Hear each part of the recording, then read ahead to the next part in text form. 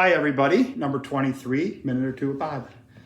So in a couple minutes I'm going to head out. One of the things I'm going to have to do, no matter where I go, is to go through a couple of roundabouts. There's a couple around here. So I'm going to tell you what blind faith is? You know what total trust is? Total trust and blind faith are trusting that that person on the right is going to yield like he's supposed to. I always don't think he's going to. Maybe that's just me. Maybe I just have trust issues. But you can never tell if they're going to slow down or not. You know, some people, they think there's two approaches to going to roundabout. Some people, they just tromp it down like they're in a NASCAR race and they're going to just go through there. They're just going to fly through there. And then there's the people that it's like they're driving to their own execution. They're creeping, they're going really slow. And you just never know what's what on a roundabout. So you got to be careful about it. They're kind of hard to navigate. I can't think of roundabouts without thinking of that Chevy Chase movie where he goes round and round and round and round. I've never had to do that. But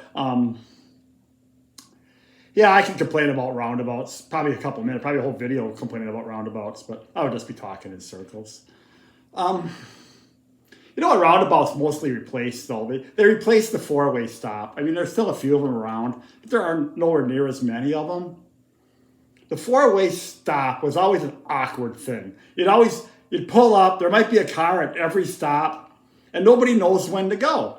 You look at that guy looks at that guy, you look at that guy, you go, no, you go, no, you go, and you all sit there. And you're like, even if it's only 5 seconds, you're like, come on, let's go. Or you get the guy that tries to be nice. He's there when you get there. He's there before you, but he waves you through. And that just creates all kinds of awkwardness.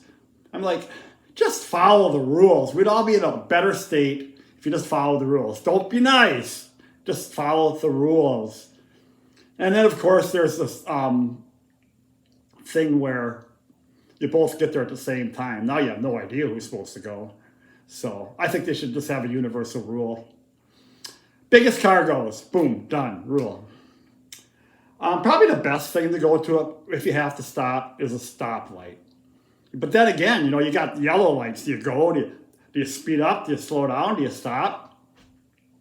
A little pressure there. There's one stoplight here by me where it's a 2-lane road, but about 1/10 of a mile ahead, it merges to a 1-lane road.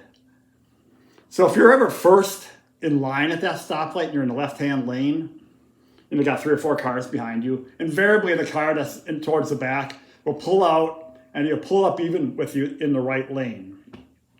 You know why he's doing that. You know what he's going to do next, don't you? He's going to watch the light, and the minute it hits green, he's going to make a beeline to try to get in front of you. Now, if you're wired like I am, there is no way in hell that is happening. I would rather be tied to an anthill full of honey than let that guy get ahead of me. So he pulls up. Now my game's up. Now I'm elevated. I'm pulling the hat down. I'm licking the fingers. There is no way this guy's getting in front of me. So it's game on. So I'm gonna floor it. And what I really hope is the people behind me see what's going on and they stay up with me and they make this guy have to fall back into his own place. But that's just a dreamer in me. But I'd rather die than let somebody pull that on me. Yeah, and again, I guess I'm wired differently that way. Of course, when you're driving around, the most underused part of a car is the blinker. So many don't use them. I get the attitude of people that don't use blinkers. I really do. They're driving around. It's none of your damn business where I'm going. I'm not putting my blinker on. None of your business. I get that. I can almost respect it. And don't you love the people that they go into a left turn lane and once they're in there and stopped, then they put their blinker on? Okay, we get it. We know where you're going.